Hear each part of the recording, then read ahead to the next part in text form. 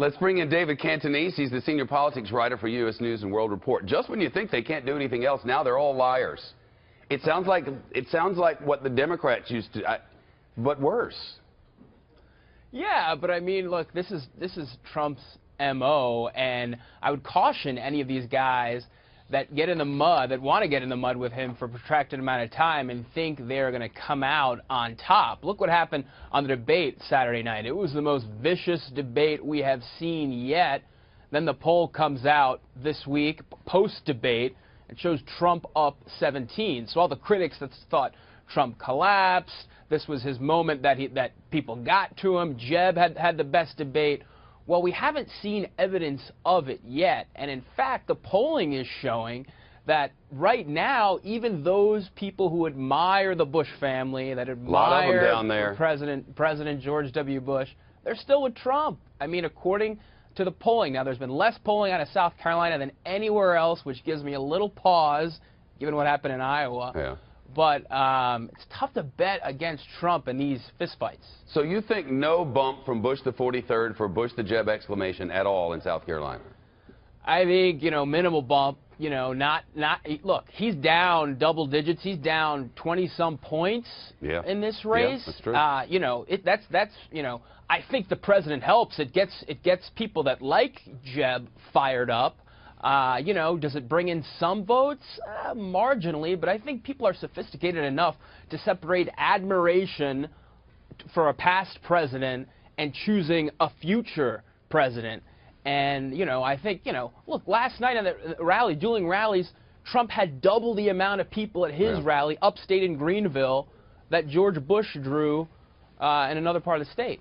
Trump has 60% negatives within the party, so there are a lot of people who clearly want somebody else to win. But if you have this large a group, Trump, it seems, keeps his numbers all the time. If you have this big a group, it's hard for anybody else to win. But how, after South Carolina, is there a ticket out? I mean, why would Marco Rubio quit before Florida? Why would Jeb Bush? Why would John Casey quit before Ohio? I can't figure out a reason. That's true. I think the big question is going to be Jeb Bush. And I have a piece on U.S. News today that says it actually benefits Trump if Bush gets a boomlet, because he wants all these guys to go on.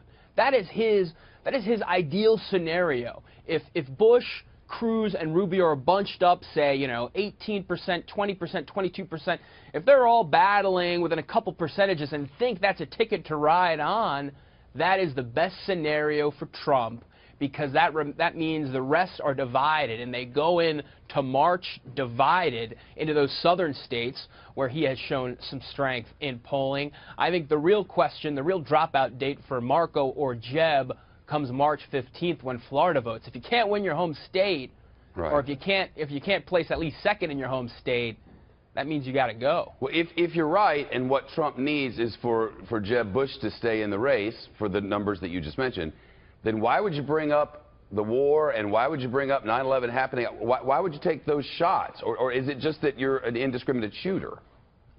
I think the latter. I think he's an indiscriminate shooter. I think he shoots from the hip. I don't think this is strategy. I was on the phone with his campaign manager earlier this morning trying to delve into what is behind all of this, going at the president so hard, going at 9/11 so hard.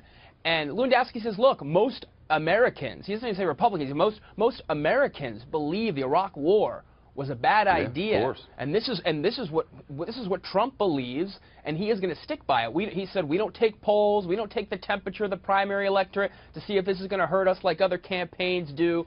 So I do think it's indiscriminate firing, and I do actually just think this is what Trump believes. Yeah. I mean, what other explanation would you have? Because it's very risky to do this sitting on a lead. He's risking his lead going that hard. But he did it. David Cantonese from U.S. News. Good to see you. Thank you. Thanks, Shep.